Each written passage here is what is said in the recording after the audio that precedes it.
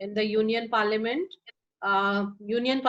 comprises of three important sections or factions: the President, the Lok Sabha, and the Rajya Sabha. What else did we do the other day? The composition of the Rajya Sabha, composition of the Lok Sabha, how the Lok Sabha, how it constitutes, what And is, qualifications. then what are the qualifications? Yes, how a person is eligible, how a person becomes Composition. ineligible. Yes, what else did we do? Term. The term, yes, very good. What is the term of the Lok Sabha?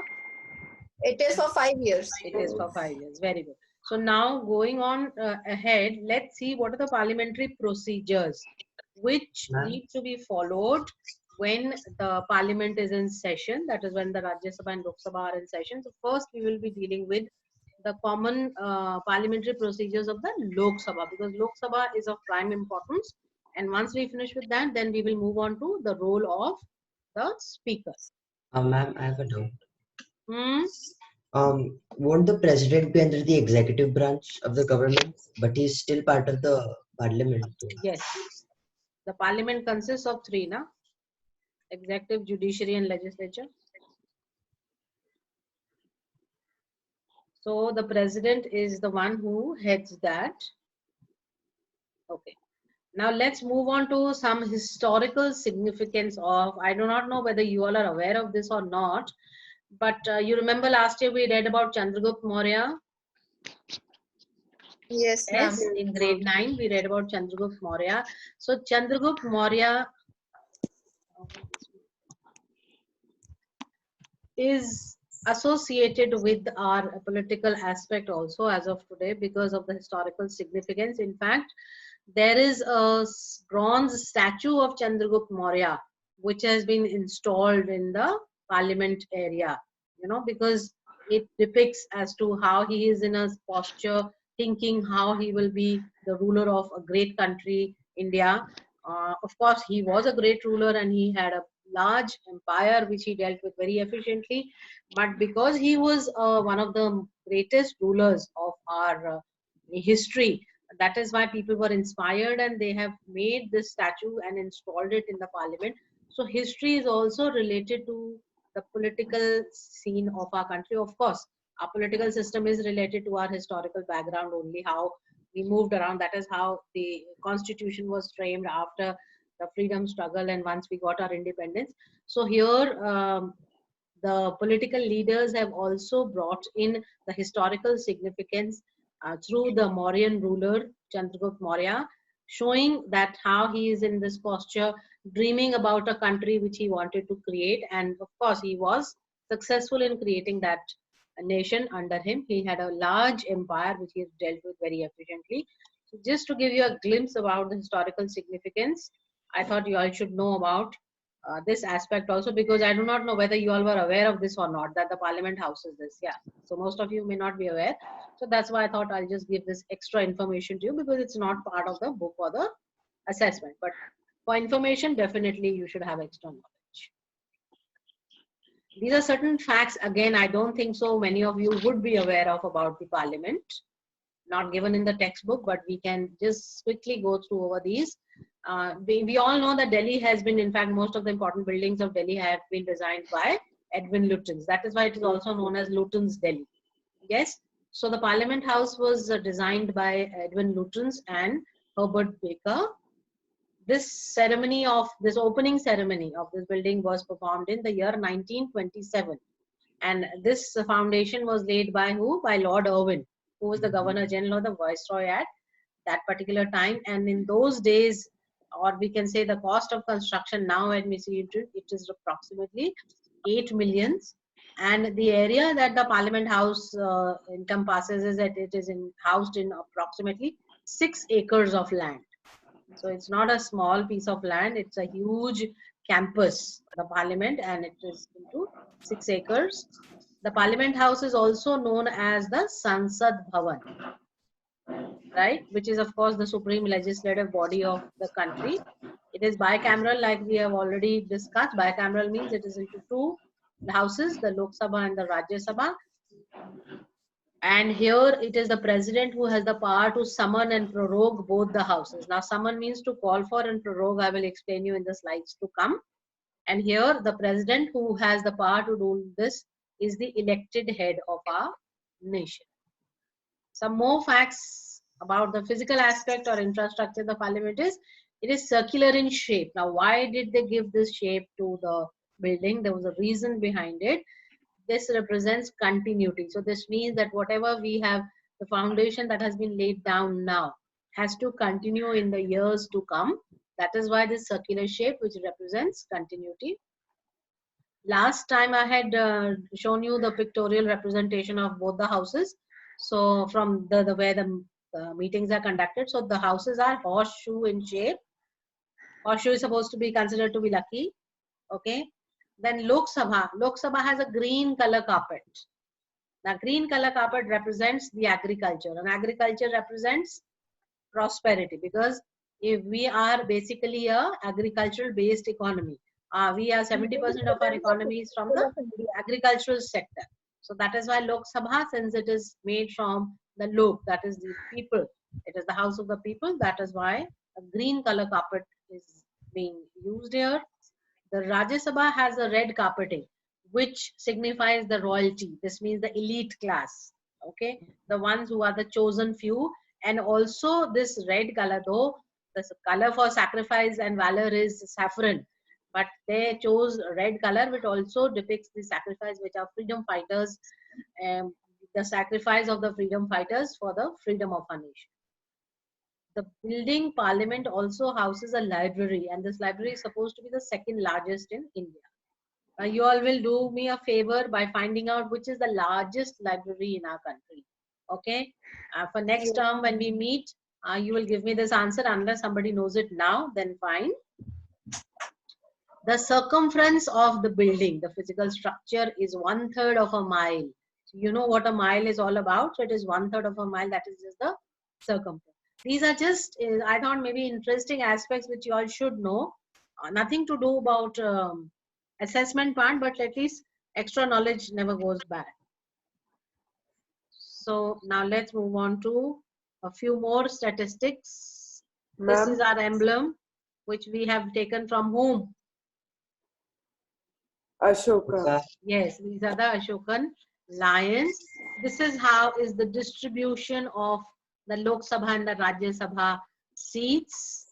Just a glimpse, I thought I'll give it to you. And then when we do these election procedures and all, then we will come back to this for detailed version. Ma'am? Yes, Arya? Ma'am, may I tell the largest library answer? Yes, of course, by all means. Tell Ma'am, me. it is the National Library. All right. Now moving on to the parliamentary procedures. Now what are parliamentary procedures? Parliamentary procedures are basically certain formalities which all the legislative assembly members, all the legislatures have to observe in the parliament. So the way they act, the way they behave are all known as parliamentary procedures, because these are certain dictats which are supposed to be, followed for the proper way of the functioning is going on. There has to be a way in which people need to organize and function. So for that, the first and foremost thing that is required by all the elected members is to take an oath. All the members of the parliament take an oath that they affirm solemnly that they will take part in the proceedings of the house, and they will take part, or they will participate in a very, what kind of a manner, can anybody tell me? Peaceful. Dignified manner. They will follow the decorum, they will follow the procedure, they will follow the laid down guidelines. Nobody will try and misbehave, though we have many times seen the scenes of the Lok Sabha. I wonder whether you all have seen any proceedings in the Lok Sabha, how people behave sometimes. Yes, ma'am. Yes. Yes, At ma'am. times they become very unruly and uncouth. They become However, they are all supposed to take an oath before they take part in the proceedings of the house. Now,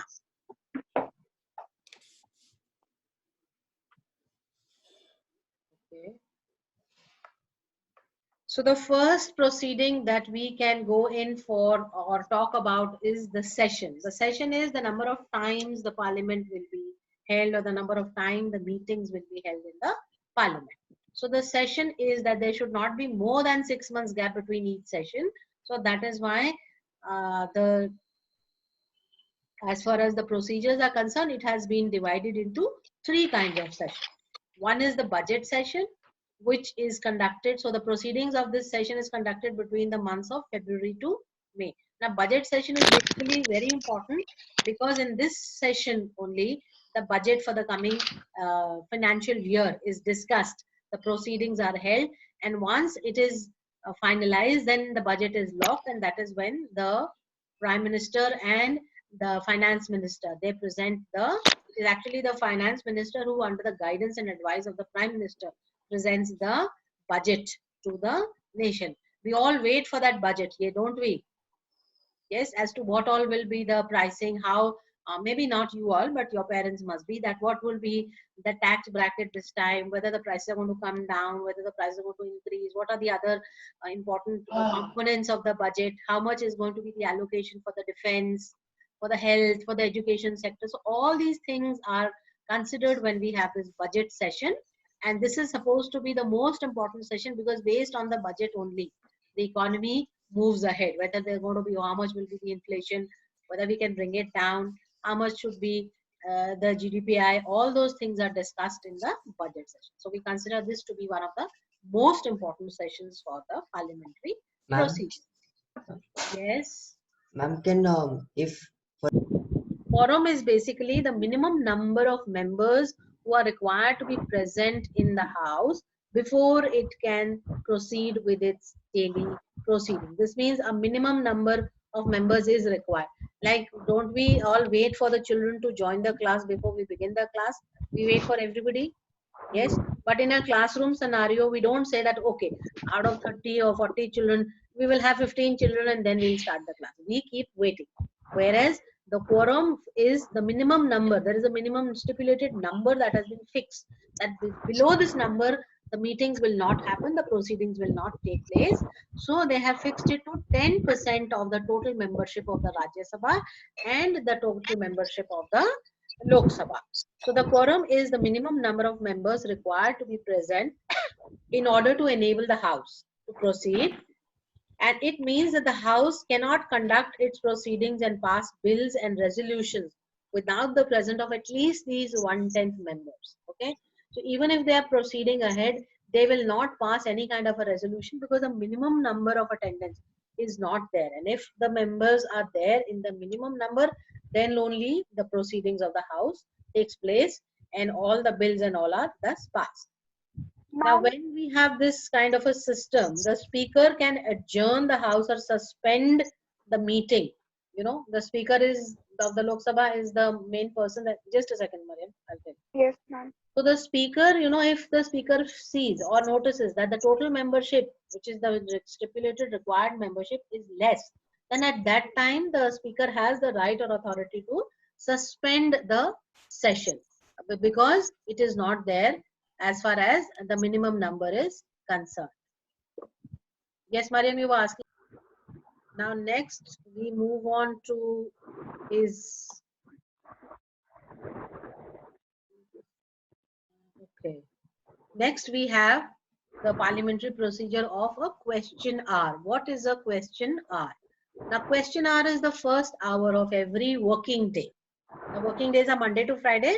So the first hour when they meet, and this is generally reserved for the questions which will be which is to be asked by the members. There are certain questions that the members need to ask to the people who are responsible for a certain aspect. So the time period when they are asking these questions is allocated, and the first hour is known as the question hour. That the members who are wanting to ask the questions in the first hour of the session when it begins, they want to know as to if supposing there was some proceedings in the last session on which people had said that yes, we will work upon.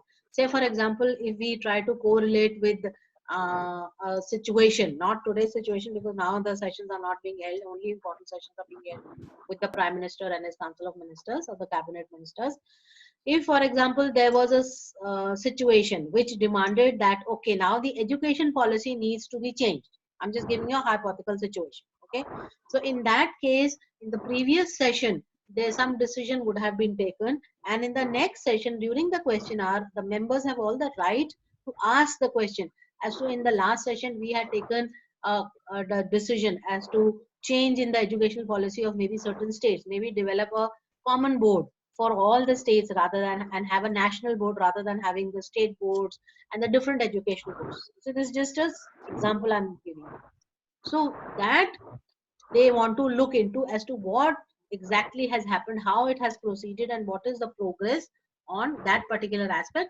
That is why this kind of questionnaire is being given to the members, so that they can ask whatever doubts and all they have, and they can seek clarification.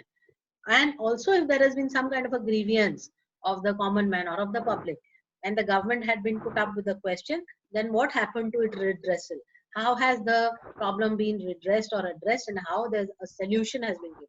So all these is worked out in the first hour, which is known as the questionnaire. Now, moving ahead to the questionnaire itself, there are three types of categories. There are three categories of questions which are taken into consideration when we have the questionnaire session. So the first type is the starred questions. Now, starred questions are answered orally, and the supplementary questions can be asked after getting the reply. There is a 10-day notice, that is needs to be given before asking this question. This means offhand you just can't go and ask a question that, okay, this is my question, please answer. One has to give some kind of a notice, because the person to whom the question is being addressed needs to prepare their valid answer. It is a very formal proceeding. It is not a normal kind of a discussion between two people having, okay, I'm asking you this and you give me this answer. No, it's a formal proceeding which everybody is attending to. So that is why they have to give it in much in advance. And these questions are generally, indicated by an asterisk marks. So that is why they're known as the starred questions, and these are answered in an oral manner. Next is the unstarred questions, which are answered in a written form, and there is no supplementary question which can be asked after getting the reply. Now, what happens in the starred question is that, the supplementary question can be also asked. Supposing when there is an oral session, obviously one question has been asked and it has been answered, then again it can lead to another question. So supplementary session of questions is there. But in the unstarred questions, which is a written form, no, give me a second, Arya. No supplementary questions can be asked after getting the reply, and there is also a 10-day notice which needs to be given again before asking these questions, because the person has to get hold of all facts, statistics, figures before they give an answer. Because if something is asked, it is not a general offhand question. It is a question which could be related to maybe a certain state, could be related to the defense policy, could be related to the water, could be related to sanitation, or the general health and well-being of the people. So the person to whom the question is being addressed needs to gain his or her facts, statistics, everything in place, everything is documented, and then that answer is given in a written form. And once that answer is given in a written form, then there cannot be any supplementary kind of a question which can be asked to that person to whom the question was. Ma'am, I have seen a real I life have seen. session. No, what I'm saying for the class in general is that log on to one of these sessions, one previous sessions of the Lok Sabha, and see how these questions are dealt. Then you will have a very clear picture as to what are these different kinds of questions. See, when we read something, it is not only for reading and for academic purpose that I'll read, I will write the answer in the exam and I'll score good marks. No. When we read something, or when we try to understand something, it is better. And especially, things like civics and political science, these are part of our daily existence. And we must understand how our system functions. So if you attend one of these, or if you log on and see these sessions, one of these sessions, then you will understand, what were the different types of questions that we did in class, and how you can correlate things better in life. So my suggestion is that if you all can, attend or look into one of these Lok Sabha proceedings and sessions, they are available on the net. You will have a better idea as to what all these kind of questions. Now, what is 0 hour?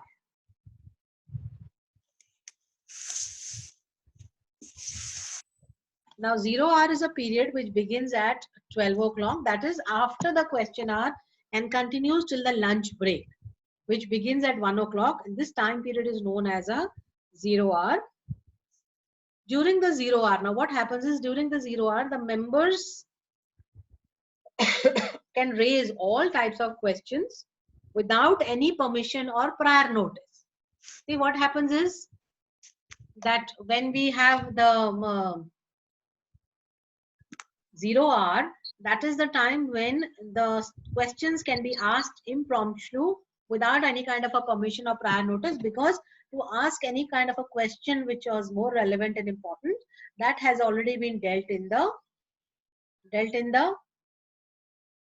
where the question hour session. Okay, so after the question hour session, then comes the 0 hour, and the presiding officer controls the house when he or she is faced with heated discussions, charges and counter charges, and constant interruptions by the members. So this is what is the 0 hour all about. So 0 hour is also one part of the parliamentary procedures of our Indian Parliament. Next aspect is the types of motions. That is another parliamentary procedure. But first, before that, we should know what is a motion. Now, a motion is a formal proposal which is made by a member asking the House to take up a matter of public importance. So when this kind of a proposal is made to the House or to the members of the Parliament, then this proposal has been termed as motion, and there are different types of motions. Okay, so the different types of motions is basically taken when the member wants to draw the attention of the government for any kind of a suitable action on a particular matter that they feel needs to be discussed. So all this comes under the types of motion. There is motion of thanks, substantive motion, motion for impeachment, and adjournment motion. Right now we will be discussing the adjournment motion. What exactly is the adjournment motion?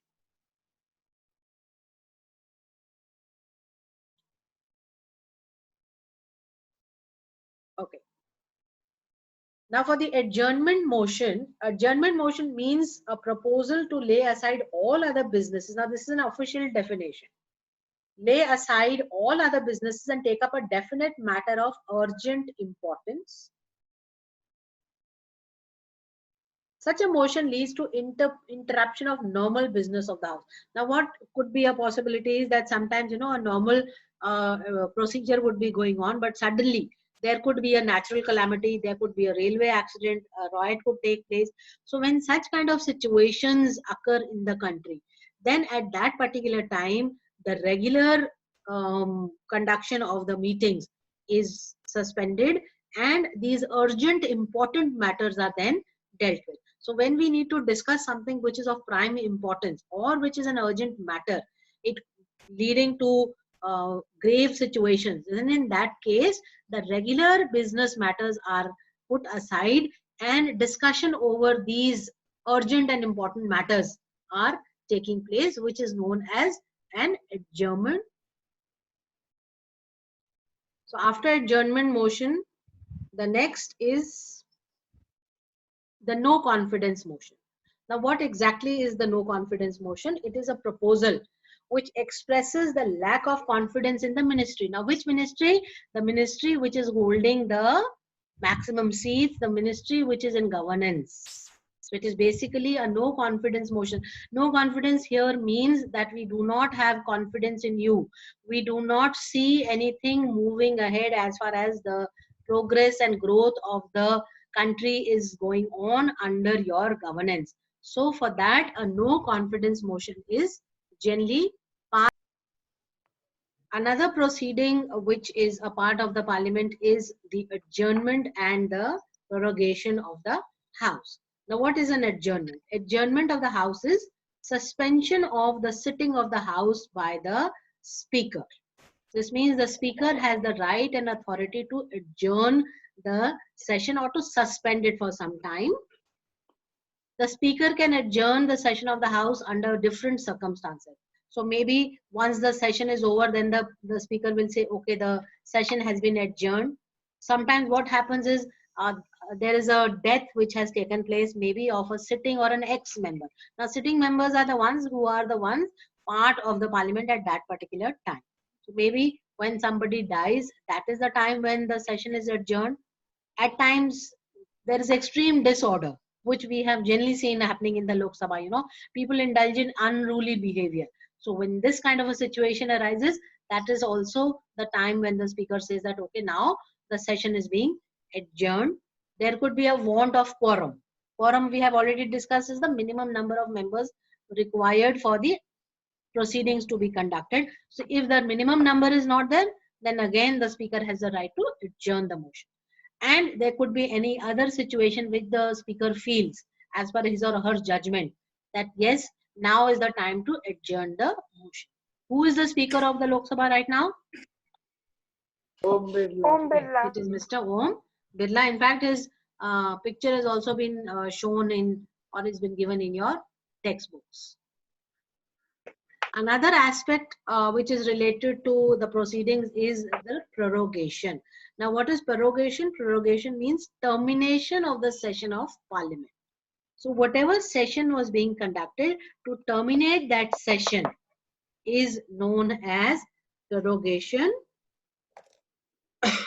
The power of prorogation is with the president and not with the speaker. The speaker can only adjourn the house, but the termination of the session is only done under the advice and guidance of the president. So the president has the power to prorogate the session of the parliament. This much is clear to you all? Adjournment and prorogation. Ma'am. Done till now. So we all know that the Lok Sabha comprises of 552 members. The breakup is given here. 530 from the states, 20 from the union territories, and 2 are the Anglo-Indian members who are nominated by the president. Okay. Then we have, it is a president who summons the sessions, and each session must meet at least twice a year. This you can see the budget, monsoon, and the winter sessions. Quorum. Quorum is the minimum number of members required to be present in order to enable the house to do its business. Then the first hour of every working day of the house is known as a question hour. Okay. And the right of the members of the house to ask the question is known as interpellation.